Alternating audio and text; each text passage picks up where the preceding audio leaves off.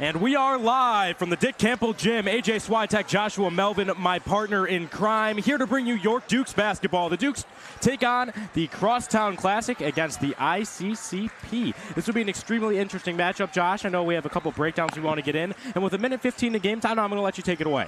It's going to be really interesting. This ICCP, Immaculate Conception Catholic Prep Knights, come in at 7-7, averaging around 53 points per game and allowing around 50 points per game, opponent point per game, with a plus 31 over their 14 games. It's going to be really interesting. Dukes are going to come out and press really hard, try and force Karcher. That's going to be Matthew Karsten, the 5'8" sophomore, to give up a lot of turnovers as he's been turnover prone throughout this season. And Josh, you hear of a 5'8" sophomore, not necessarily a prototypical guy you expect to be starting in such a big varsity matchup, but it shows what Carson can do out there on the floor. The sophomore for the Knights, a player to watch, as well as one of their stars, John Higgert. Higgert has been listed as the star in your notes, as noted here. He will be coming out onto the floor, likely with the starters. He wears number 15, the senior forward listed at 6'3". He's been the talk of the town from York today. A lot of Dukes fans expecting a win, but IC isn't going to come across town and just give them an easy matchup. This should be a well-fought match. Dukes, Knights, right after this.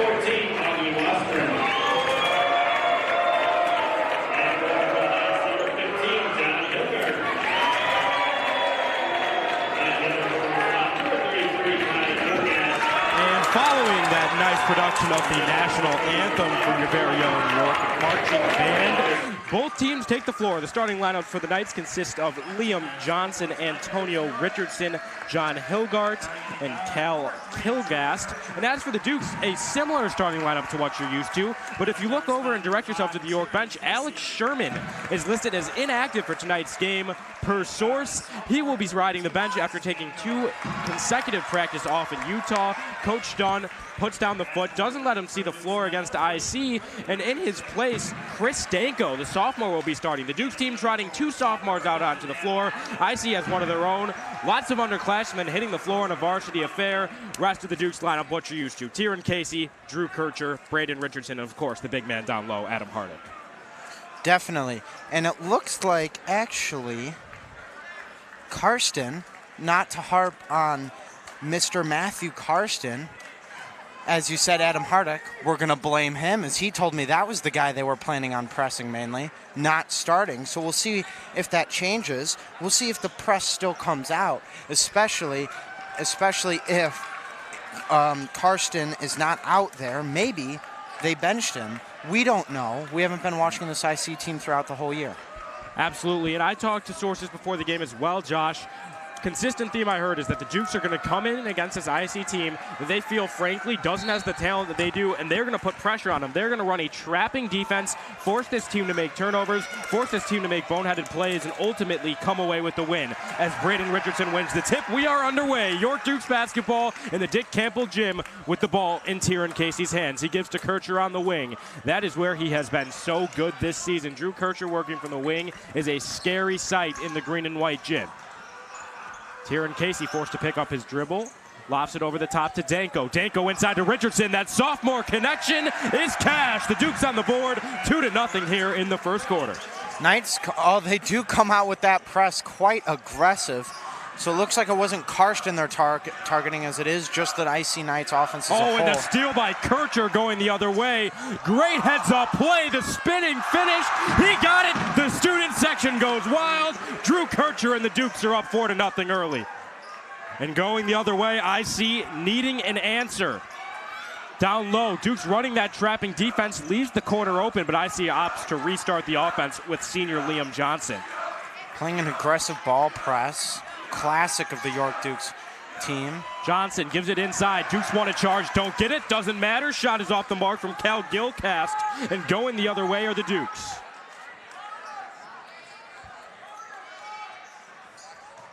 And now Richardson getting inside. The sophomore working from the corner. We'll see the call. It's a charge. First charge foul, and this one comes against the sophomore on the offensive end.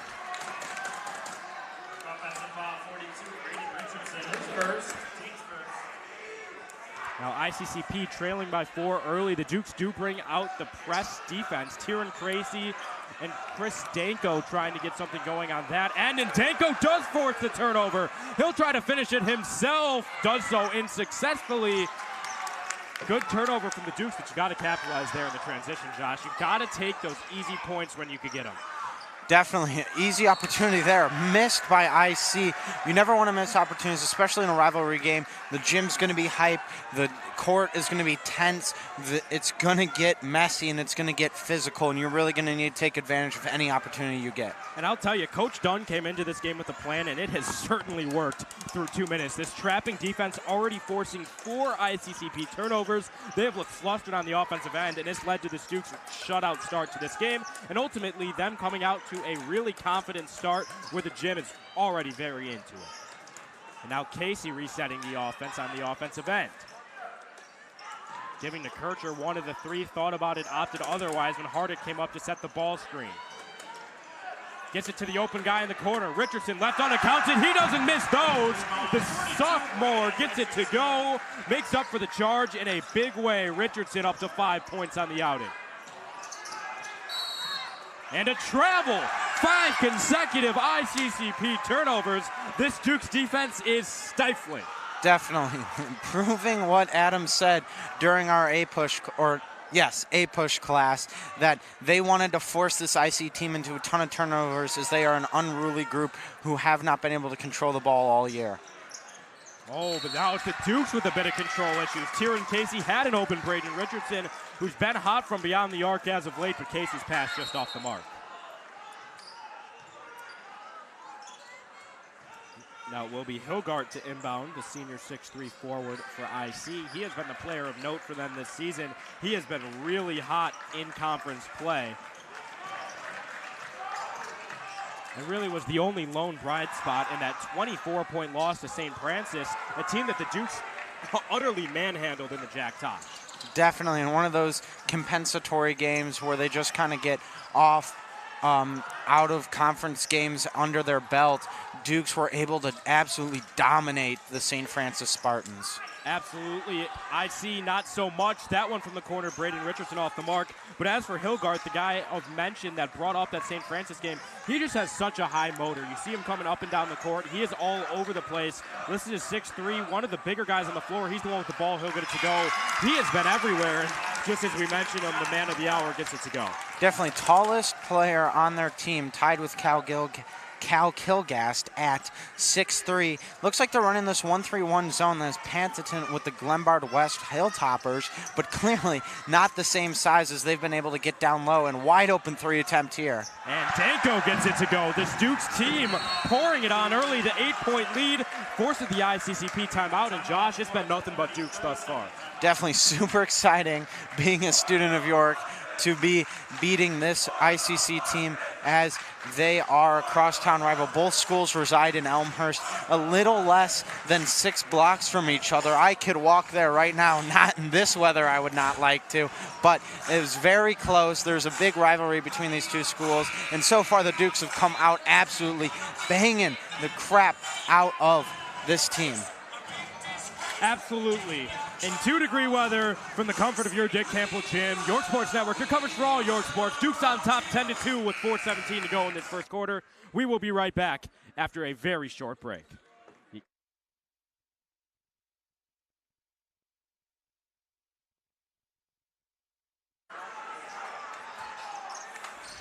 And rather swiftly there, we are back from the timeout break.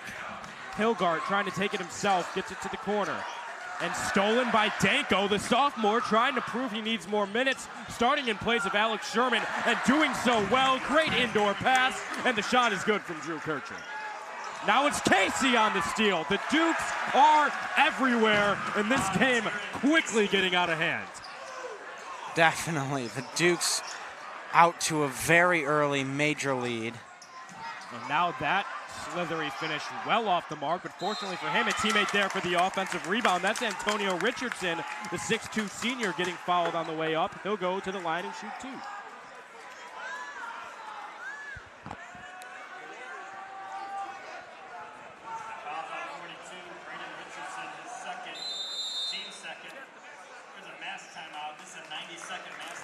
And prior to the trip to the charity stripe, both teams are going to mass timeout. 3:39 to go. Duke's on top 14-2. It's been nothing but green and white in the green and white. AJ Switek, Joshua Melvin, York Sports Network. We'll be right back after this max mandated break.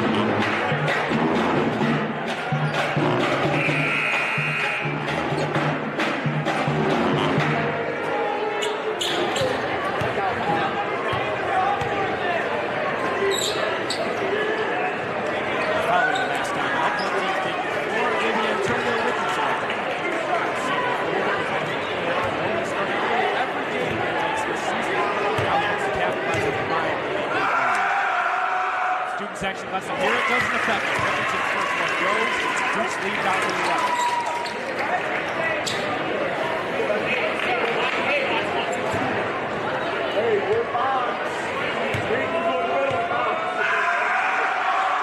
Second one from the hand of Richardson. That one will miss, and the rebound will go with Carter.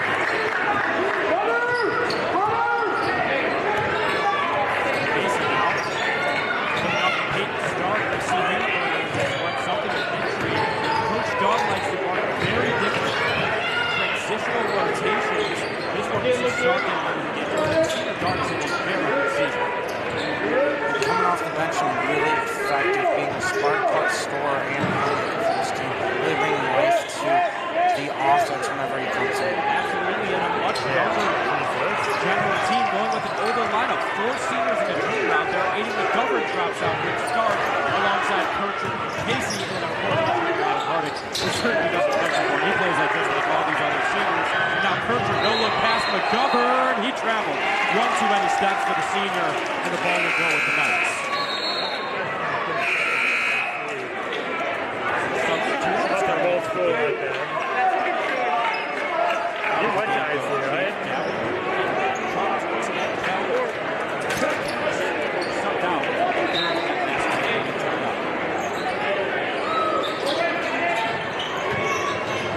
Trying to get it to his teammate and say it's off through Kirchner. I didn't think it went off, but regardless, the Knights teammate took it.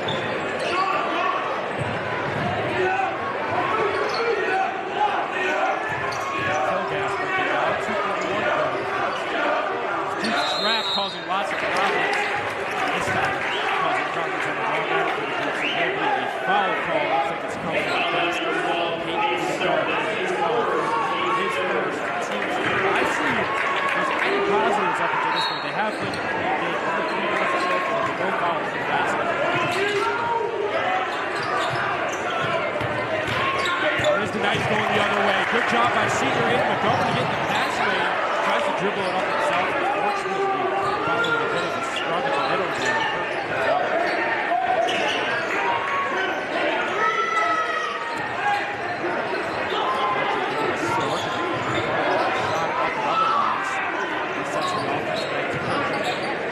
Hardick wants the ball in the paint, but has to keep it outside, and now he does walk. Start. A little bit of hopsies there. Took a few steps while holding the ball, picked up his pivot, and it gives the Knights the ball.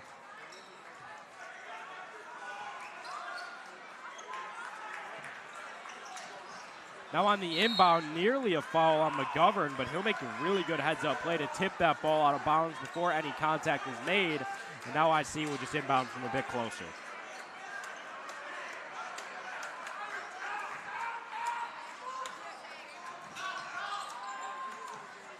Wassman gives to Richardson. Stolen by McGovern again. The lengthy kid is all over the floor. Finds the open teammate.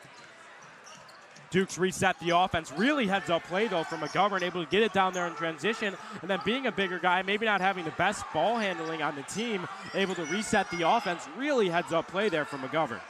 Definitely. What a defensive strategy this has been coming out. They've been an amazing team defensively. And now it's McGovern for 3. That one's nothing but nylon in the wrong way. That one airballs. But the steal on the other end, offensive putback 1, no good. Offensive putback 2 is good. That one's good from Chris Danko. And I knew that second one was coming. Danko is such a fighter on the offensive glass, does a good job getting himself 2 putback attempts, and eventually gets his points on the board for the Dukes. But now that's an open 3, good from the hands of Kilgast, the junior, already making himself heard here early in this one. Dukes on top by 10 with 1 minute to go in this first quarter of action. A.J. Levine with it.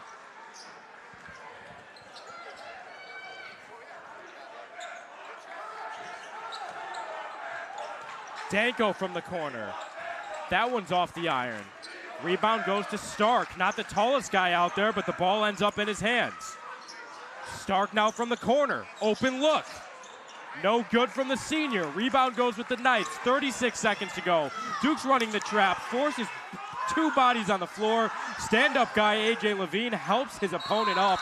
Really stand-up play there from Levine in transition. Immediately helped up the fallen Knight. And karma prevails. The Dukes pull out on the defensive end. Definitely. Dukes still, what an impressive. Gonna keep, in all likelihood, gonna keep this IC team down under double-digit points in the first quarter, but they are going to have to turn it up offensively because they've been dominating, and to only be up 10 is very disappointing, as this team seems like they've been up 20 at the pace and aggressiveness they've been playing with. Absolutely, such a defensive specialist squad. You see Casey on the floor, you see McGovern on the floor, we saw Danko on the floor just a bit ago. All of those guys so special on the defensive end, leading to IC only having 6 points at the end of this first quarter, and now with 7 seconds left, it looks like that's what they'll finish with. 3 seconds left, Dukes maintain possession. It goes out of bounds. They'll get one more shot at extending this lead.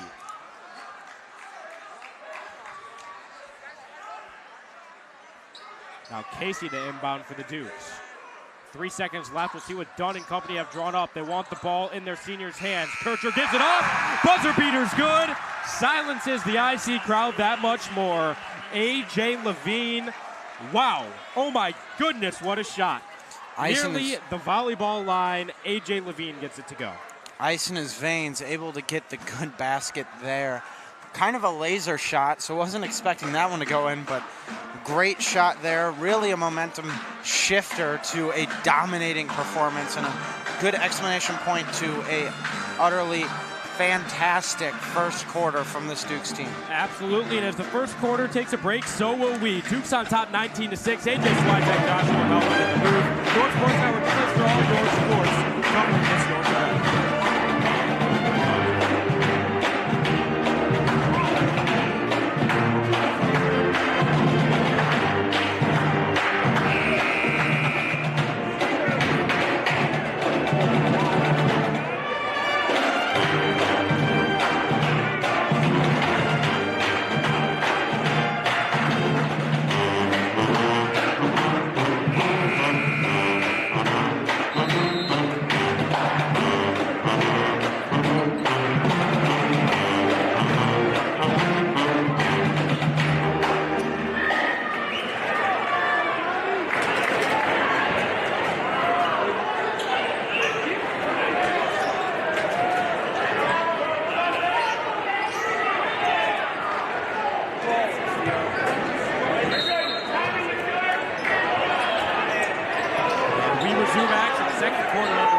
On top by 13. IC successful inbound. IC trying to work the ball to the baseline, doing anything they can to beat this Dukes trap, and that's generally where you beat it, is along the baseline. But the Dukes making it really hard to get the ball back there, as this swarm of Kircher, Casey, and Levine is making it near impossible.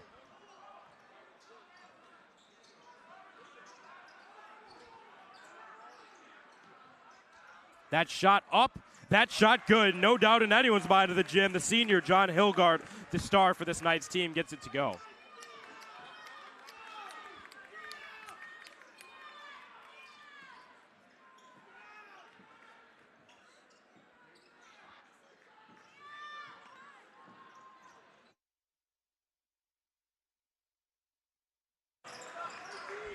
Kircher from the corner now. No good, but a great hustle from A.J. Levine.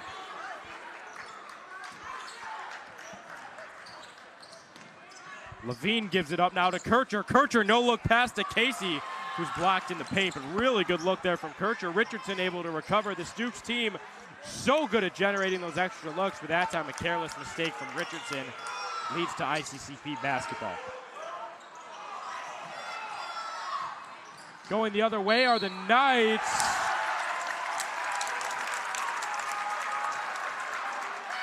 The charge was drawn. Really good play there.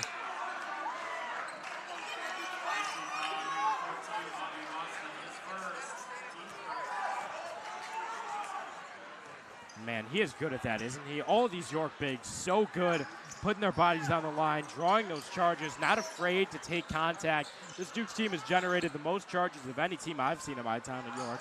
Really good job putting their bodies on the line in the paint, and it pays off there. Definitely essential. They are not the biggest team out there. They are no small team like IC, but they are not the biggest team, so that really helps when there's a physical force. That shot is good from Kircher.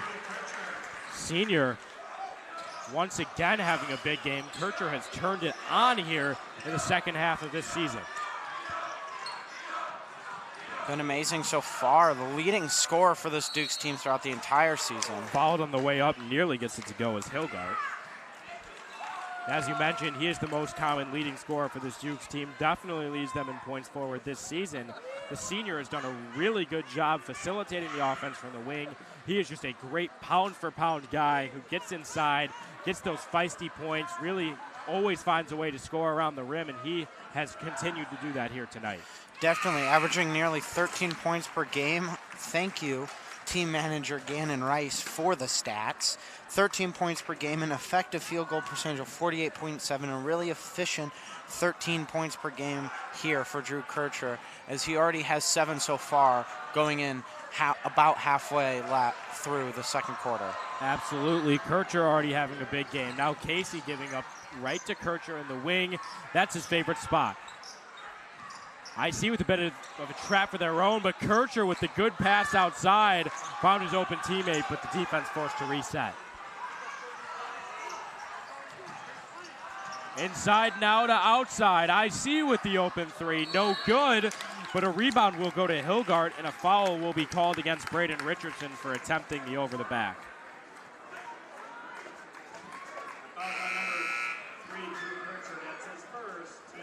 No, looks like it was an off-ball foul on Drew Kircher. Only his first foul, but definitely a guy the Dukes can't afford to get into any form of foul trouble. He has been huge for them thus far. Is that Tommy Van Daff out there? Looks like it is. Not a name we see too often. Number 22 for the Dukes, already out there early. Typically a guy we see get in more at the end of a fourth quarter when the game is over, but Van Daff getting significant time already tonight. As I mentioned, Dunn not afraid to shy away from new lineups, try new things. Van Daff clearly did something he liked as he's getting into the game here with 4:55 to go in the second quarter.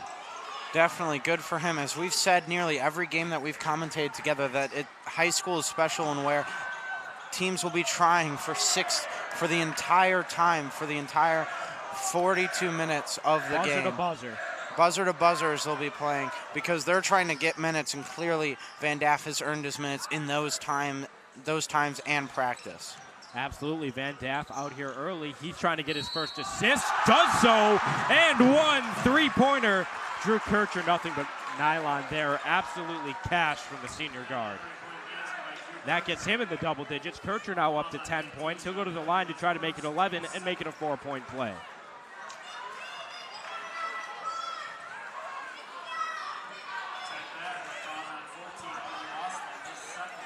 That foul comes against Augie Wassman, the senior guard listed at 5'11". His second foul, still only the team's second. Kircher gets it to go. 4-point play complete for the senior guard. Oh, and that's a travel, clear as day. That's just sloppy basketball. Cal Kilgast jumping around in the backcourt, and this Dukes team is starting to put the pedal to the metal. All gas, no brakes for this Dukes team in the first half.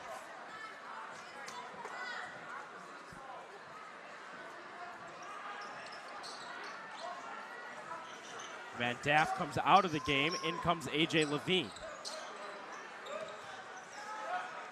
And with that, it will be Levine looking for the ball in the wing.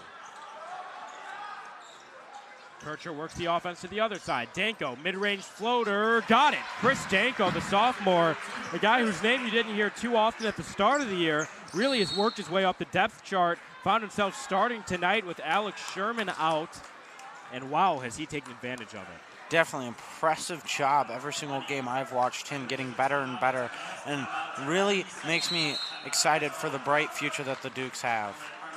Absolutely, and as we leave on that note, the mask mandate timeout is called. Dukes on top 28-10, 3:55 to go in the second quarter. Nothing but Dukes so far. York Sports Network, your place for all York Dukes sporting coverage. We'll be right back.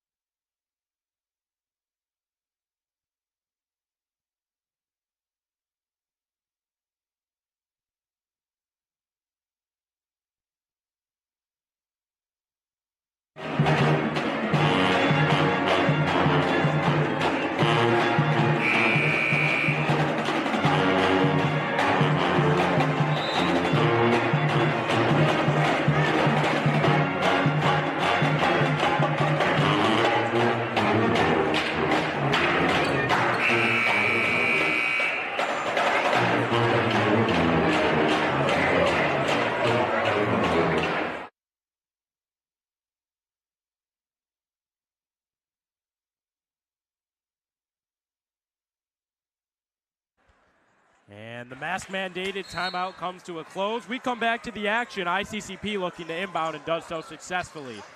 Breaking the Duke's trap for seemingly the first time all night, but a great fallback coverage from Hardick. Forces a three from a guy who doesn't want to take one. And an over the back will be called on the defensive end, it looks like, against Tyron Casey. IC did a really good job there to force that foul. First time we've seen them really come out with any sort of momentum. Did a good job beating the press there. Head coaching staff did a good job drawing up something at that mandated timeout, rather, excuse me, to force that Duke's trap to finally feel the pressure. And it ends up with Antonio Richardson at the line to shoot 1-1 as they are now in the bonus.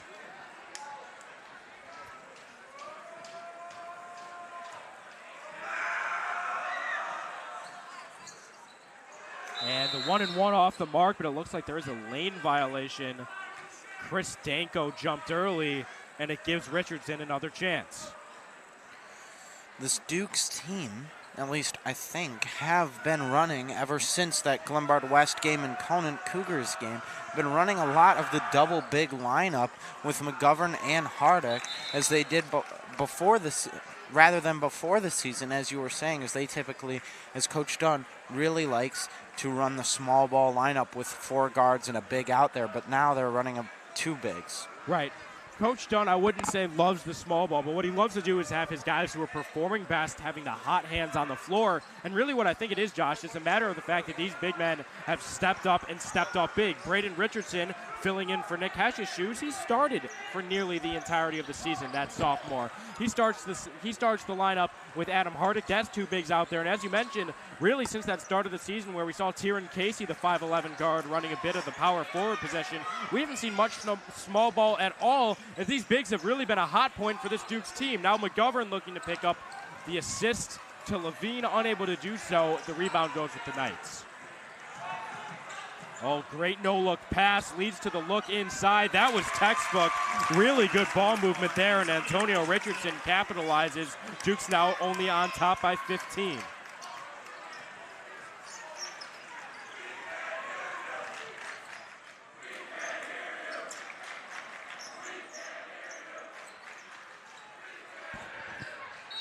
Kircher nearly able to force the jump ball is Liam Johnson, but instead it looks like he'll be called for the foul just prior.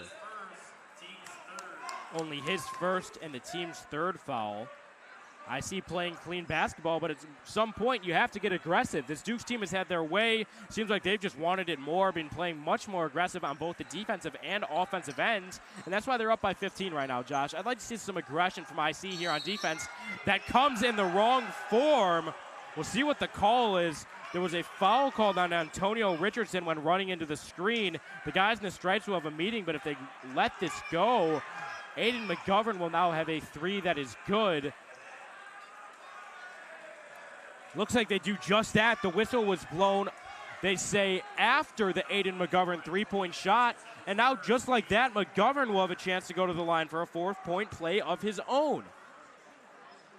Really impressive job here by the Dukes team.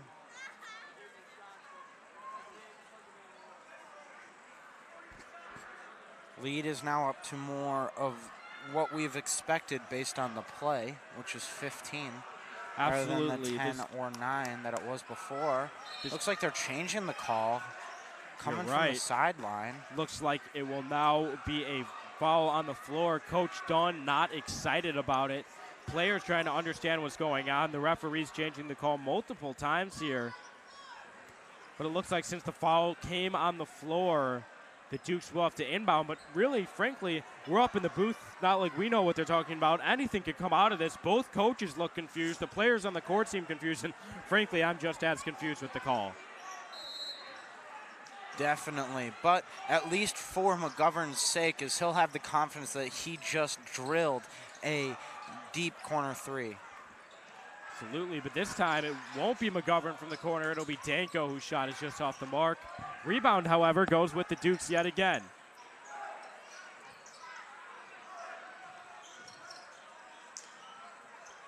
Kircher puts it up, off the mark. Rebound goes with the Knights, trailing 31-13.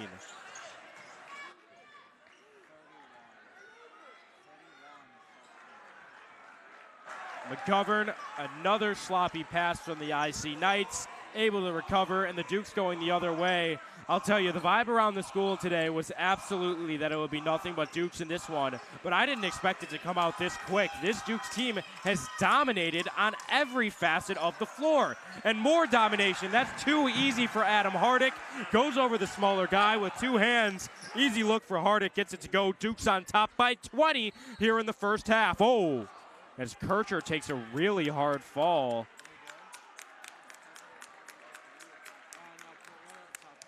Fortunately for the Dukes, able to bounce right back up. Kircher just hit the floor really hard. Up by 20, that could have been detrimental for the Dukes. Luckily for him, looks like he'll just walk to the side gingerly. He'll stay in the game. Hopefully he's not injured, as we do not want to lose another senior star long term. He looks just fine as they'll keep him out on the floor here. We'll see what the subs entail for the Dukes, but that first one from Antonio Richardson off the mark. He's had his chances here at the charity stripe. He hasn't been able to connect.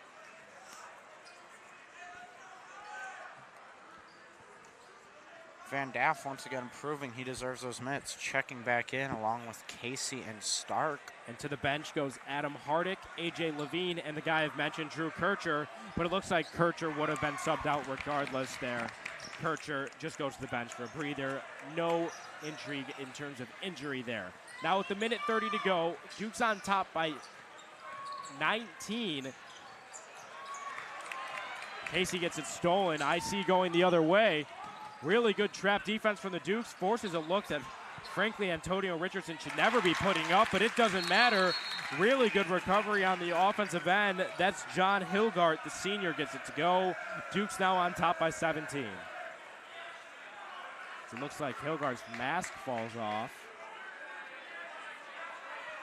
Getting attention from the ref. It's missing a string. Not something you expected to be saying 3 years ago in this booth, Josh. There will be a stoppage as Hilgart's masked string broke off. And from the athletic staff, he's provided another one. Not something I would be expecting to say in a basketball game, that there was a stoppage due to a mask injury, as the mask was torn in half. The string broke off, but back to basketball. Up by 27. 17. Basic math escapes me. The Dukes, really impressive outing.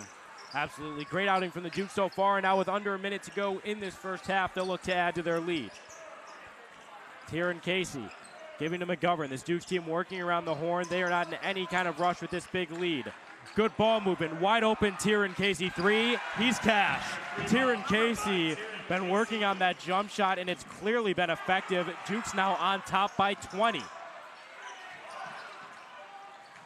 Inside now, another trap and another ill-advised shot from the hands of Antonio Richardson. Fortunately for him, though, John Hilgart there to grab his offensive board and go to the line to shoot two. That foul will come against number 5, Tyron Casey. Now his second foul. The Dukes up to 9 fouls in this first half.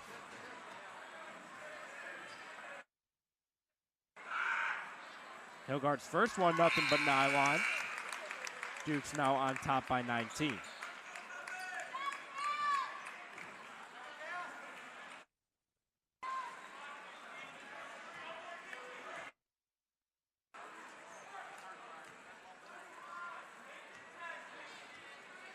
Second shot from Hilgart. Also good. Hilgart gets them both. The senior star cuts the Dukes lead to 18, which just so happens to be the amount of points IC currently has on the board. Now with 20 seconds to go, Dukes looking to add to their lead. Casey giving to Kircher. Kircher to Casey.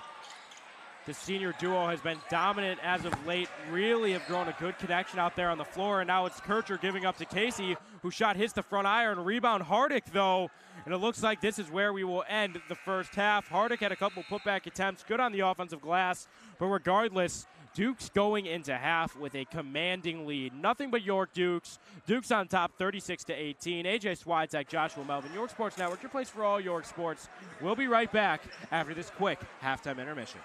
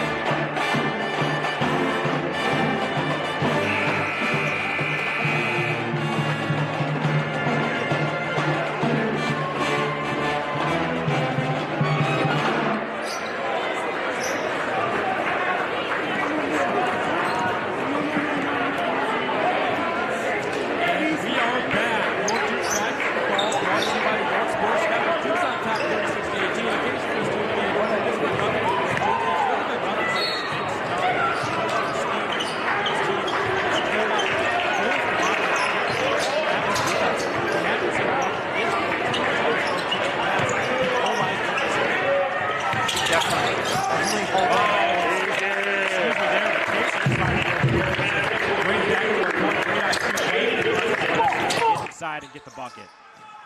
And here is that defense, Josh. Definitely, and one thing I'd like to see the Dukes attack more on the offensive end is that they've been running a man and then a 1-3-1 zone on the defensive end that IC has as they push the fast break. The defense quickly forces a turnover yet again. Tyron Casey finds himself in the right spot at the right time.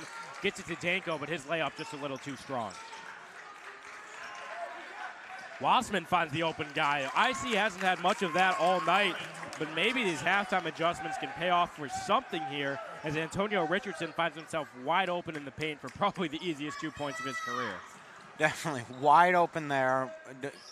That's the issue with a trapping press defense, is that if you could get the ball past the half-court line fast enough, then it's a wide-open layup nearly every time if you have the right cherry picker. Absolutely, and you know what? That's why this Dukes team, as Tyron Casey shot is up and good, the three-pointer puts the Dukes up by 21. That's why this Dukes team doesn't run this trap defense all the time, Josh. They are making a statement here. They don't think IC has the talent to push the ball, frankly, all the way down the court against them here. As that and one look is good from IC. Maybe a bit of a statement basket there. But regardless, this Dukes team has not ran a trapping defense really like this all season. Coach Dunn saw something he liked against IC on the film, told his boys they were making the adjustment, and boy, oh boy, have they executed to perfection. Definitely. And you know, we've been saying this is quite the crosstown rivalry, but the players have been chopping it up quite a bit as they know each other. Both schools are in Elmhurst, so in all likelihood, they probably went to middle school together, did basketball camps together, as they're both on a varsity high school basketball team. As of right now, both teams are 500 or better.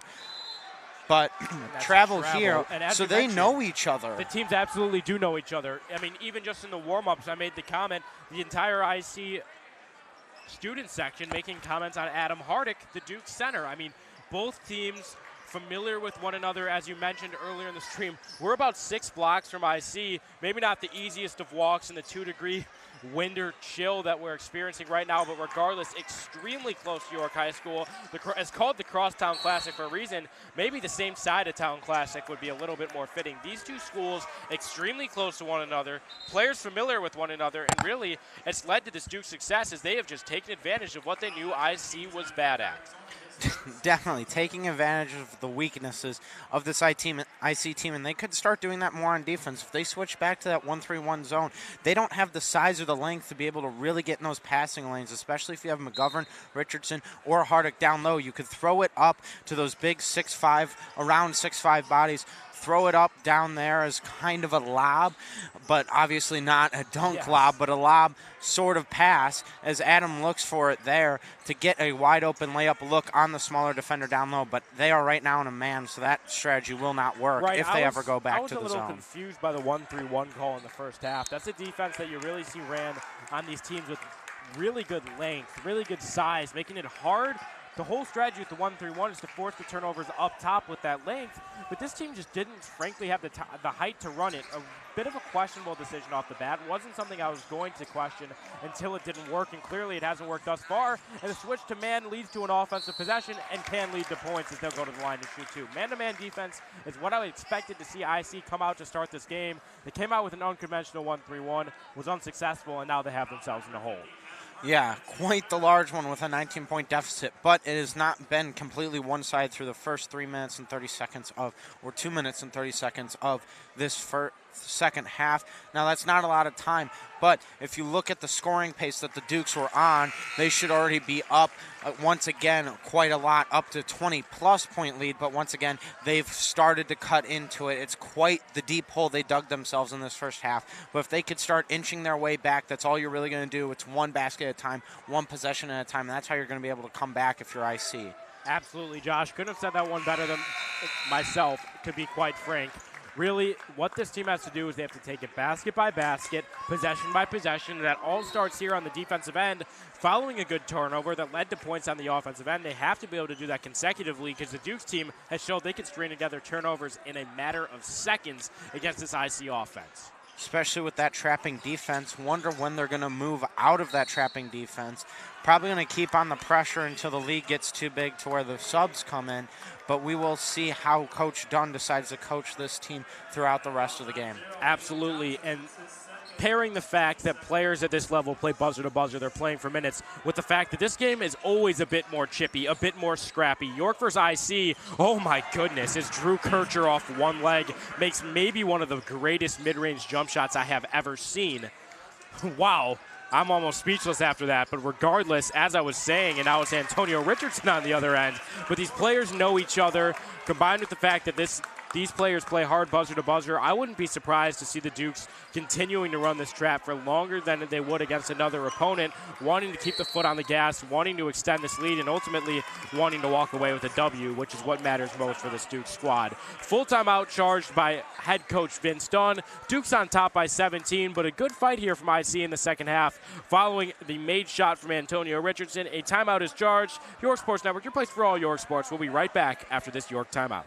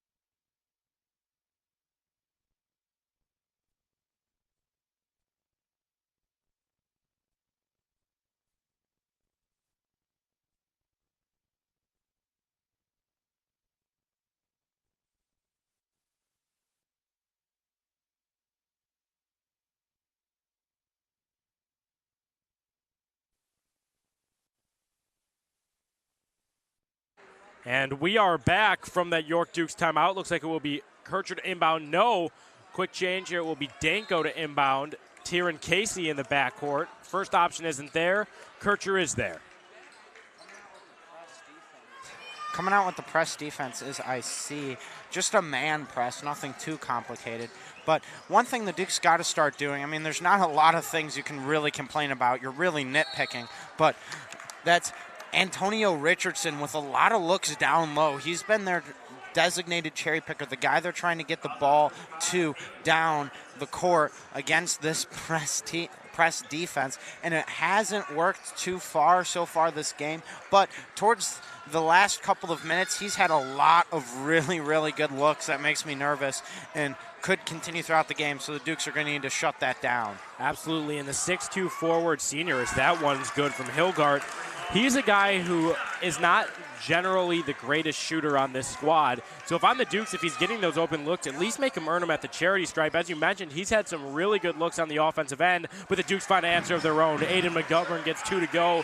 And just like the theme of the girls' varsity game, whenever IC seems to have an answer, the Dukes answer right back.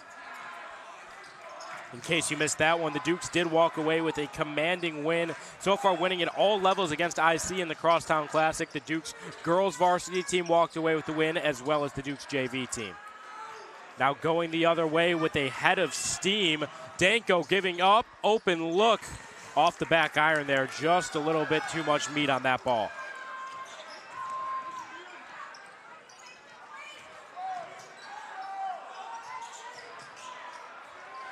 Wassman giving to Gallagher. Looks like a foul there. He's sandwiched between Casey and McGovern. We'll see who the foul is eventually called on. Looks like it will be McGovern of the Dukes. His second, already the Dukes' fourth foul in this second half. And the Dukes get a much-needed mask-mandated timeout, not necessarily for the stamina, but this IC team cutting it down to 16 feels like they're gaining a bit of momentum. They'll have a chance to shift it back in their direction. Dukes on top by 16. 3:22 to go in this third quarter. AJ Swatek, Joshua Melvin, York Sports Network, your place for all York sports. We'll be right back after this 90-second mask-mandated timeout.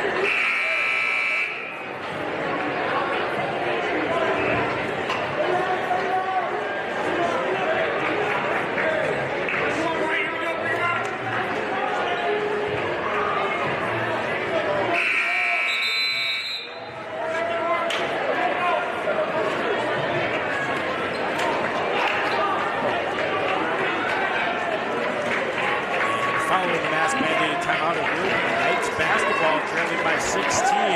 Knights in desperate need of getting something going here on the offensive end. They've had a bit of a spark coming out in the second half, but they'll need to build on that spark, turning it into a flame and an eventual fire if they want to come back to this one. Inside pass, Hilgard resets the offense outside with Wassman.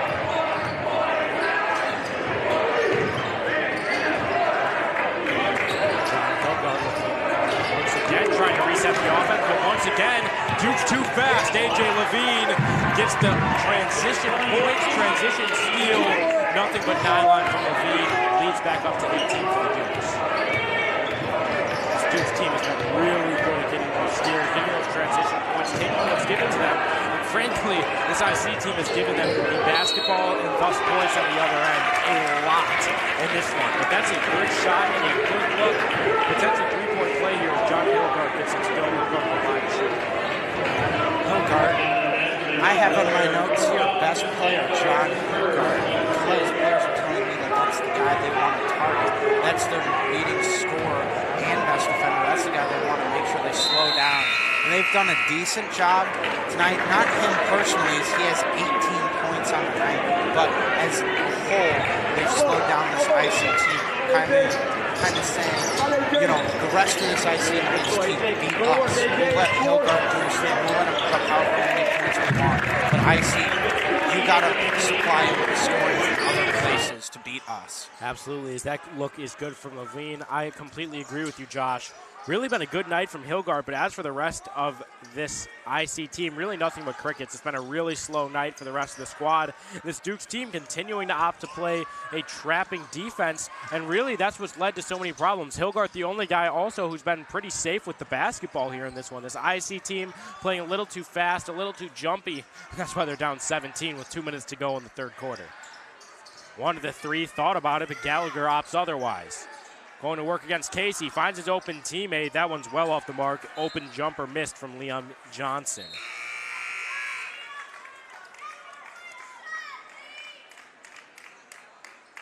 Ball goes out of bounds. Possession is with the Dukes. Out of the game comes Chris Danko. Back in it, both bigs, Aiden McGovern and Adam Hardick, the big man lineup in yet again for the Dukes. It's been working so well. Why shy away from it? But McGovern with the bad pass. Who else but Hilgard on the interception? He's going to want to go all the way himself. Almost made a circus layup there, right. Falling forwards under the basket. Right-handed scoop layup over the body. Not able to go, though. Really close, but going to get 2 free throws here. And Aiden McGovern has been really good at drawing those charges this season. That one looked like it was close to going either way, just couldn't set those feet in time. And I don't blame him. Hilgard, the 6'3" senior, big body coming in at him in the paint. McGovern unable to set his feet, and now Hilgard at the line to shoot two. First one off the mark from him. Stark comes back into the game. Casey goes to the bench. You got to wonder if that will be Casey's last shift in this one. Casey, of course, the starting shooting guard for this Duke squad. Duke's now up by 17. Last thing you want to do is risk an injury to any of your starters this late in the season. I think it's a little early for the starters to be permanently out with only a 17-point lead, as they've been kind of floundering offensively, the Dukes have in the second half, as they have been around even on the point differential throughout the second half. And as you mentioned, the floundering continues. Another open look missed for the Dukes. They've been generating them. They just haven't been able to get them to go. Stark tries a bounce pass. Fortunately for him, Wassman unable to handle it cleanly for the Knights. Dukes will maintain possession as the ball goes out of bounds.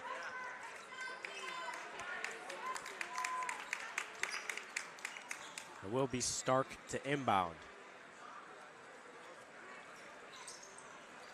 Gets it over top successfully to Kircher. Kircher thought about the mid-range jumper, but opts for a smarter look for the Dukes. Now with a minute to go in this third quarter of action, Dukes up by 16 with possession. Levine nearly travels, able to keep his pivot, get it to Stark. And now it is Stark, called for his second travel on the outing. The refs have been really cracking down on those in this gym, Josh. Clearly making a precedent set and a call that has felt subjective at many levels of basketball, trying to make it as objective as possible. You cannot move anything in that base prior to having possession of the ball. Stark did just that there. Done a good job at being consistent. These refs have been quite good in all the games we've announced here in the Campbell Gym.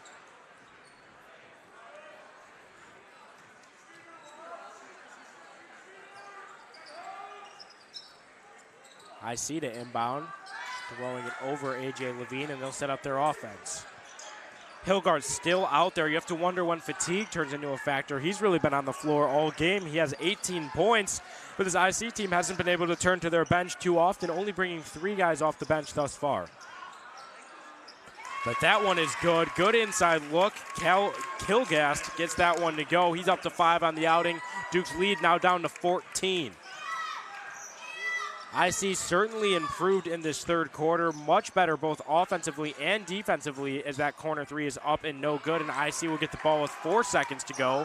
Hilgard trying to move with 1 second left. Now he'll launch up a half-court heave. Good if it goes, but it doesn't. Hits the front iron. It's off. Duke's up by 14. IC came out of the half much better than they did in the first, Josh.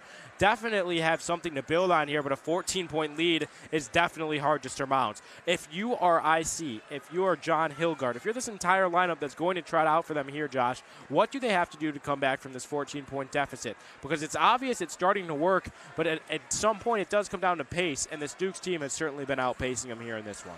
Yeah, the Dukes team have really been controlling the pace. IC trying to slow it down, as one does, as a team does, trying to control the pace, take it back to their possession. But that hasn't really been working. They've cut the lead down by 4 points, and by that pace, they're not going to be able to catch up to this Dukes team. And you're really going to need to trust in Hilgard, because Hilgard is the only player above 6'2" who's currently in rotation. The other player that plays like a big, because the other player is Cal Kilgast, and from experience playing against him throughout my youth, is that he plays much more like a forward than a big, as he plays like a wing, a tall wing player, and doesn't play down, doesn't get those rebounds down low, is not able to as proficiently as Hilgard. It's crazy how we watch that position of ball, Josh. Just 20 years ago, forwards considered this guy who's down there, Twin Tower, we've seen that in so many different squads. Just 2 big guys down there. The power forward was considered just a secondary big awesome secondary scorer. You saw with Tim Duncan. You saw it all over the place. But now, as you mentioned, forwards are getting much more of a wing player, a transitional player who is good at shooting. According to you with Jay Crowder, you see with all sorts of players at the next level, these bigger guys, not necessarily just hanging around the paint. Hilgard gets the action off in the fourth quarter really quick. And the guy who said plays like a big continues to do it there. He's making his presence really down low. Definitely using great footwork, foot speed, great defense here. He's been all around, arguably the best player on the court for either team, and definitely the best player with 21 points here for the Knights. Dribble goes off of A.J. Levine's foot, and all of a sudden the Knights get the chance to cut this down to single digits here. I mean, it's been a quiet comeback here, per se. A couple IC fans leading the stands early. But regardless, this team only down by 12. John Hilgard with a fresh head of steam. I mean, never say die for the IC squad. Good steal by Casey, though, who finds himself back in the game. Tries to put up a layup, can't do so, but does allow Duke's offense to reset. Richardson, mid-range, cash. Reagan Richardson is such a threat on the offensive end. He is that forward position we were just talking about. Loves to hang out in the corner, but also do it from inside. Really just all around, high-level scoring. Him only being a sophomore and shooter. I wish I could be here and watch this history because he has been special. He's not impressive. Definitely to be extremely excited to watch him grow and continue to develop his game. But you can't have untimely turnovers and threes missing this play whenever you're trying to make a big comeback. For IC, you're going to need to push down, lock down the matches, make sure this is a tight run shit, have no mistakes for the comeback. Against Duke's team as well. Playing proficiency. Great outside pass. Borchers falling over gets the outside. But I like that anymore. Lock down the hatches. You got to play smooth basketball, control the pace, control the ball. When it gets to the point where can you control the pace? Because you got to slow it down, but you only have so much time to do so. When they try to play too fast, that happens. Drew Kircher in the passing lane gets it the other way. He's up to 13 on the outing. Duke's right back up by 16.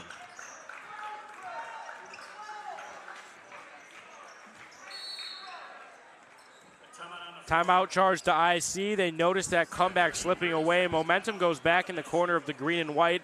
Duke's on top by 16. 6 minutes and 11 seconds to go. York Sports Network, your place for all York sports. We'll be right back after this timeout break.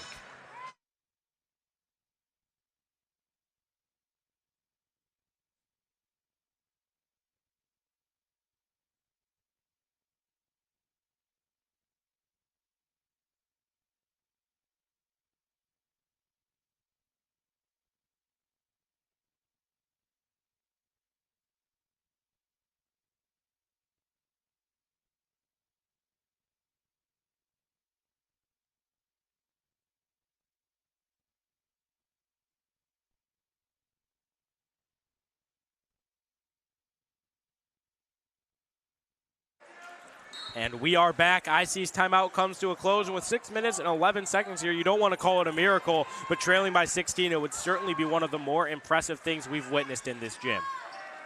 Deep three up, deep three good. This kid is special. John Hilgart, not a guy I've heard of too much, if I'm being honest with you, Josh, and he lives just so close to us, up to a 24-point outing. I mean, I don't know what kind of recognition he's getting at the next level, but at least from what I've seen tonight, the kid can ball. Definitely. The kid's been great. IC, they really need to get a supporting cast around both their star varsity girls player and star varsity boys player, with Claire Wagner dropping 27 in the varsity girls game. She was amazing, immaculate from that game. Shooting, dribbling, penetration, everything was just on point for her offensively. And same thing here with John Hilgart with the deep three there. A few steps behind the three-point line for that one. Showing off the range after, I said, playing like a big man, showing that he could also play like a forward, hitting the three. Oh yeah, Hilgart absolutely does it all. John Hilgart, really good outing for him. But as you mentioned, they have to build around him. A little too late for that. The senior, 6'3", a forward, although no one listed as a big per se on this lineup. He really does play as one. As the rebound, really good effort from Kircher. It looks like Richardson just didn't see him sneaking up there, and Kircher able to make a really good recovery. Duke's offense resetting, not in any kind of rush here, up by 13. Of course, no shot clock at the high school level. They can hold this basketball until IC forces them to do otherwise. Kircher, fading mid-range jumper. He's feeling it, but that one doesn't go. IC pushing the pace the other way, but Casey, that good lateral quickness, able to get back and force a reset. Gallagher trying to find something here on the offensive end. This IC team that was held to single digits in the first quarter now up to a much more favorable 40, but that's a careless pass and going the other way. Drew Kircher has had a lot of those tonight, hasn't he, Josh? Definitely. He's been so effective on the fast break, having a lot of points off that with 17 tonight. That's his second stellar game scoring-wise, as he's been playing great all year, but as we've been calling, his second absolutely stellar game from the offensive end. As the Dukes overcommit there to try to grab a steal, and it allows to Gallagher to go the other way. Looks like he had a few open teammates, wanted to take it himself, but luckily for him, he was fouled. He'll go to the line to shoot two. Comes against Drew Kircher, only his second foul in this one, no sort of foul trouble per se. And now with 4 minutes and 34 seconds to go, we'll send Jake Gallagher to the line to shoot two for the Knights.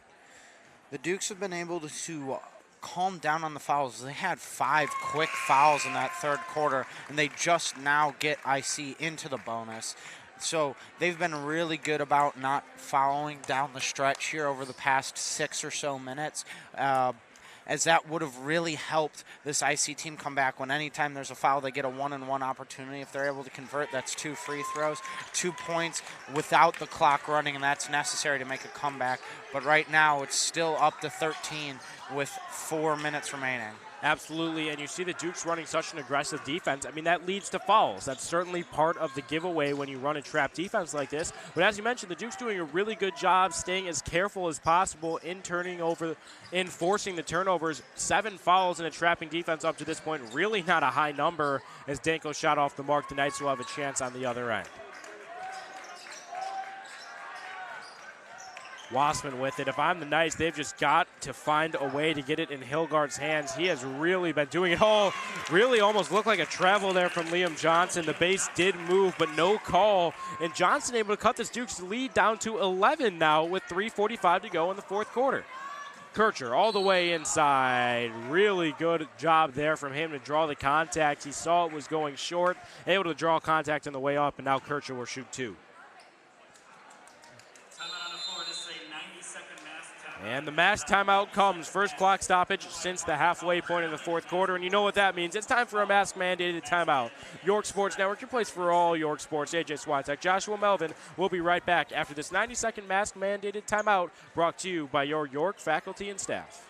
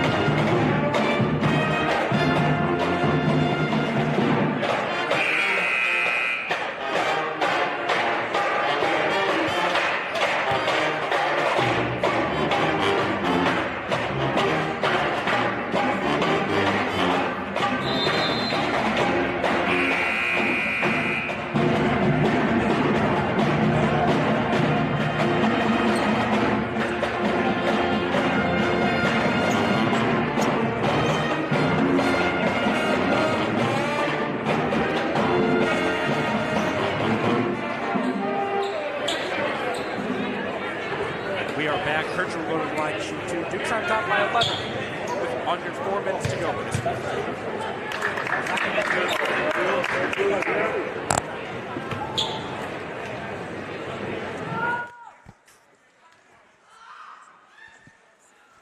Kircher's first one is good. Duke's now up by 12.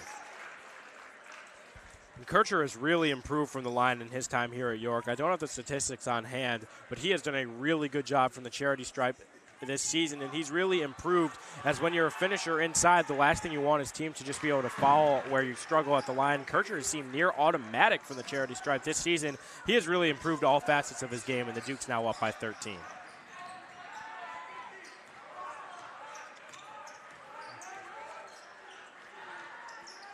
Hilgart with it now, quickly gives it up to Kilcast. Inside, pass too high for Gallagher. As we said earlier, this IC team needs to batten down the hatches, and they have not, and that's going to leave them in a position where, like you said, barring some miracle or some mighty, mighty collapse from the York Dukes team, it's going to be quite the tough outing here to try and pull out a win. Absolutely, and barring the comeback, oh wow, there's a lot of contact, but no foul called. That's just a really grown man play there from Augie Wassman, able to get the ball from Kircher, go the other way. Kircher currently having a conversation with the ref. There was a lot of contact there, but seemingly on both ends, and it led to Wassman getting it to go. But as we were just mentioning, I mean, barring seemingly a miracle with 3 minutes to go, I don't want to outstate it, but with how this game has gone, that would put IC at 7-8, a losing record on the season. And I'm reading your notes here, Josh, as the color commentator. You said they've yet to beat a high school that you've heard of. Now, maybe that comes from the fact that our background isn't in the conference of IC, as that is good from Kircher answering on the other end. But regardless, the teams that you had heard of, they lost to St. Francis by 24 and Riverside Brookfield by 23. Of course, St. Francis, York had their number and then some in the Jack Tosh tournament. So interesting to see how these teams stack up. Duke's on top by 11. Feels like they've had their foot on the gas all game in this one. Really hasn't been much question there, as now Hilgart's up to 26 on the night. But if IC does fall to 7-8, it'll be interesting to see what happens in the Metro Suburban Conference, as they are currently sitting at 9th in their conference. Huge conference as opposed to the Dukes, who only have 6 teams. Definitely 9th of 13, over double the amount of teams in that conference. As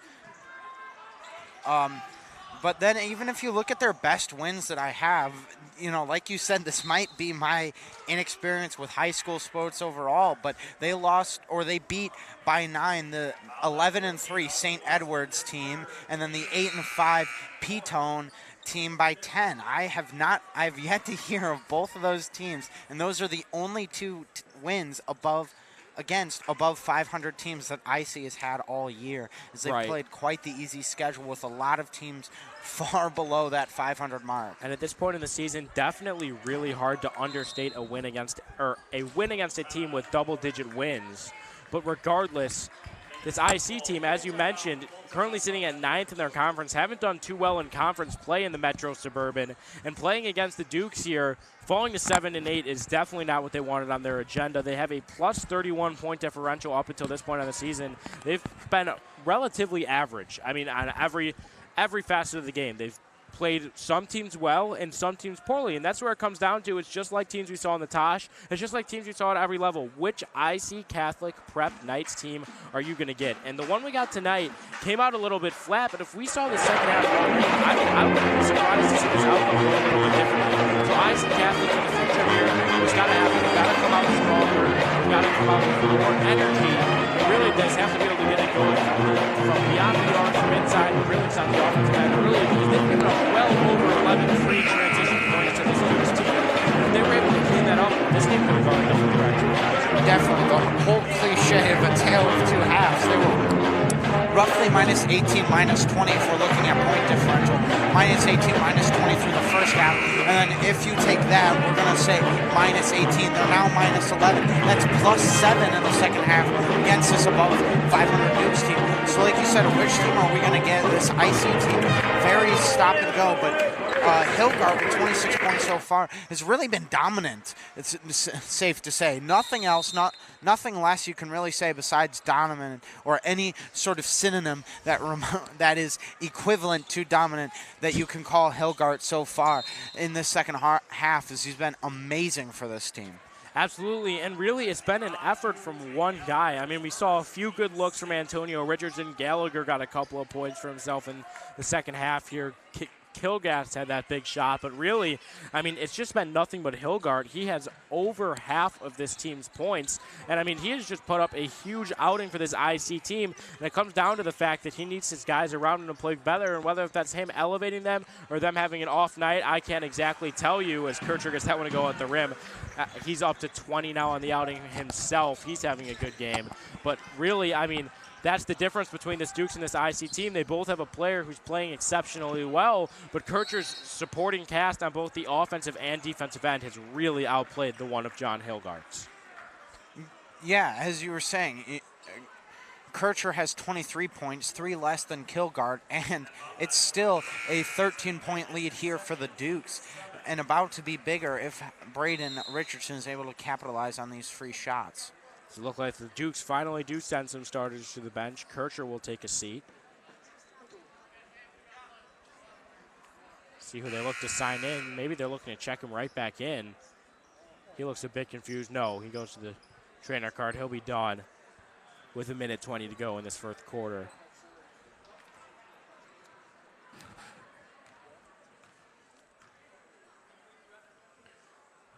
Richardson gets the first of the 1-and-1. He'll get another one.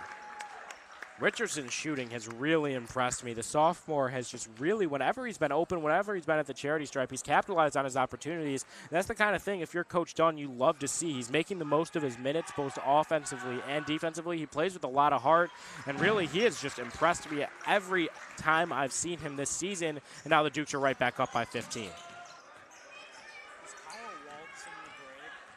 I see trying to push it the other way. Richardson gives to the corner to Kilgast. That one's off the mark. And now it's Richardson going the other way. Casey slowing it down on the offensive end. Under a minute to play now in this fourth quarter of action. As you were saying about this sophomore Braden Richardson, not only do you have that, you also have sophomore A.J. Levine and Danko in the continual rotation. Not only that, I don't have the stats for the sophomore team, but whenever I've been here prepping for these varsity games, I've watched this sophomore Dukes team, and they've really impressed me. They've been quite outstanding, great rotations, great defense, great size for that age so far. So that's going to be an extremely fun team for the YSN kids who are going to continue this legacy of YSN and call those kids as they get into their senior years. I'm luckily able to call them for their first upperclassman year next year. Absolutely. The JV team for the Dukes has been showing up and showing out, as well as the varsity squad. Dukes athletics in general this season doing very well. Of course, the football team having their first playoff berth in over a decade was fortunate enough to be able to call that entire journey. And now it's the basketball team trying to make a journey of their own here. Levine at the line gets the first one of the 1-and-1 to go. Now Dukes up by 16. The door is all but closed. The Dukes will walk away with the win here. And also not only the big sports, we won in boys. We won the state championship in boys soccer. Absolutely. And then expectedly from a lot of other schools, we won a cross-country state championship. Still congrats. Still extremely hard to do. Still a long drought we've had for the girls cross-country, as the Dukes have been a dominant, a dynasty for so many years, for decades on decades on decades of a cross-country team, and we add another year to that banner of the state championship in girls cross country. So the Dukes athletics this year has been quite spectacular. Absolutely, as now it's the backups checking in for the Dukes. To the corner, that's Malamis, gets it to go. Corner three is good, and the student section is loving it. Dukes right back up by 19.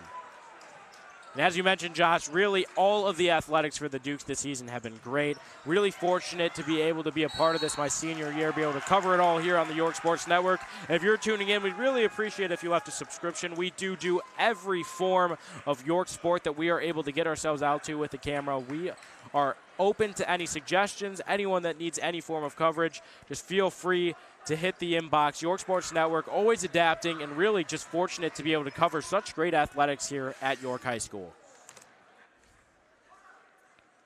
Second one at the line from Isaiah Eason is good, and now the IC student section is loving it. Finding something to be excited about here, down by 18. Looking for something to grow on. With under 20 seconds to go, Stark gives it up to Van Daff. We'll see if the Dukes opt to take another shot.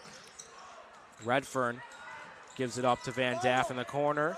Looks like the Dukes will opt to just let the clock go out in the hand of senior Paydirt Stark. And that means your final score will be York Dukes 67, ICCP Knights 49. Dukes walk away with an 18-point victory at home. Really, really good showing from Drew Kircher and company. And honestly, if I could get MVP in this game, it would go to Coach Dunn. That defensive scheme really worked, kept this IC team guessing for 14. A lot of turnovers here. That's how the Dukes eventually walked away with the win. York Dukes 67, ICCP Knights 49. AJ Switek, my partner in crime, Joshua Melvin on the call. York Sports Network, the place for all York sports coverage. We'll be back